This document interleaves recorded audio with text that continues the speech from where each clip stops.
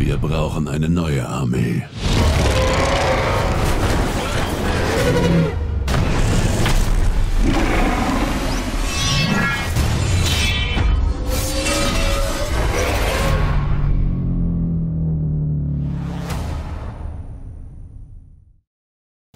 Pleasure to finally meet you. Thank you, my pleasure. My first question, of course, is as I also followed your career like right from the start, that's why I was like, okay, we're not so far away when it comes to the age.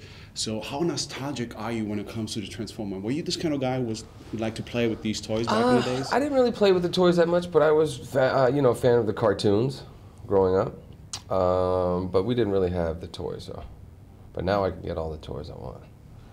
And how that was part of the deal. Well, I bet. I mean, I wish I had your connection now. Also, like the little pony that showed up in the movie, I was like, yeah, it's just kind of cool just to have one of these, but that's a different story.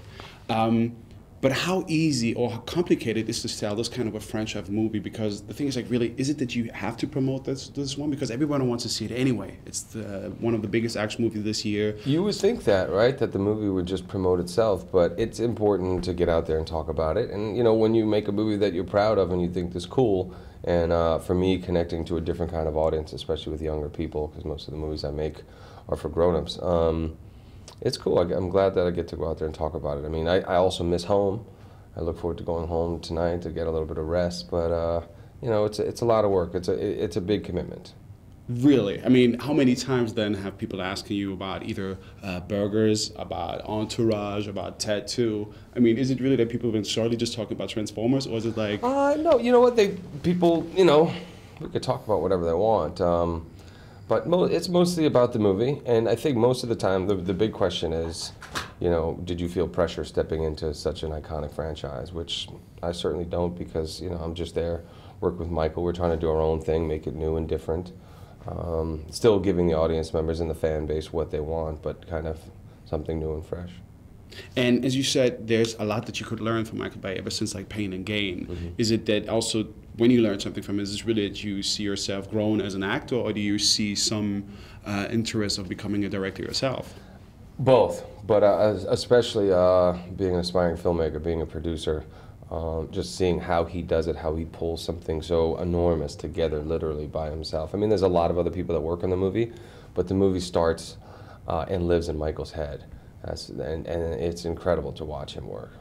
But what's really interesting is that a lot of people have been trying to do the same way as Michael Bay does his action movies, but what makes his movies really so specific, except like the enormous budget that apparently stands behind these movies? Well, they all cost a lot of money, and Michael just seems to be raising the bar all the time, doing things that other people can't do. And a lot of people borrow and steal from Michael, but it's still, the audiences, I think they can tell when it's the real thing and when it's authentic, as opposed to when it's a bit of a ripoff.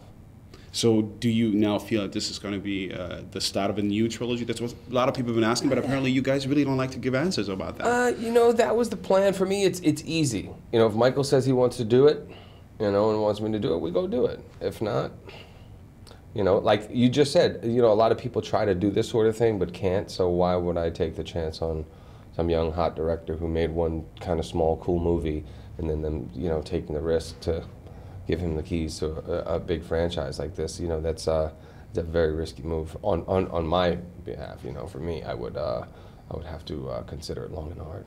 Well, then, as this is my last question, what will be next then coming in the world of Mark Wahlberg? Because I must say, as I met you like the first time, I'm really surprised. I'm a big fan also of you as an actor.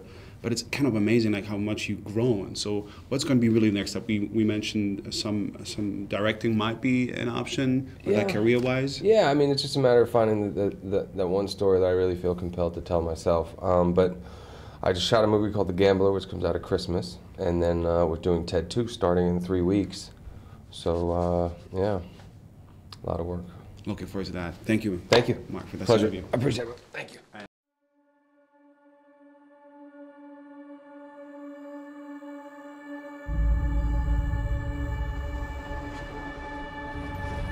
Hier rüber. Noch ein Stück. Dad, du kannst nicht ständig Geld für Schrott ausgeben. Ich kann ihn als Ersatzteillager nutzen. Dieser Schrott hier bringt dich durchs College. Irgendwas hier drin muss dieser Familie doch Geld bringen. So, du altes Wrack. Jetzt zeig mal, was in dir steckt. mit dir passiert? Hier, das ist kein normaler Stahl. Ich glaube, das ist nicht mal ein Truck. Ich glaube, das ist ein Transformer.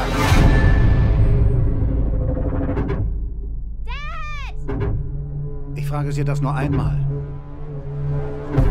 Wo ist Optimus Prime? Ich würde mich mit einem Texaner lieber nicht anlegen.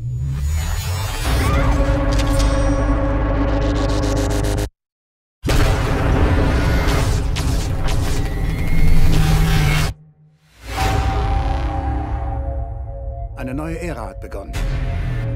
Die Zeit der Transformers ist vorbei. Kapierst du es nicht? Wir brauchen euch nicht mehr.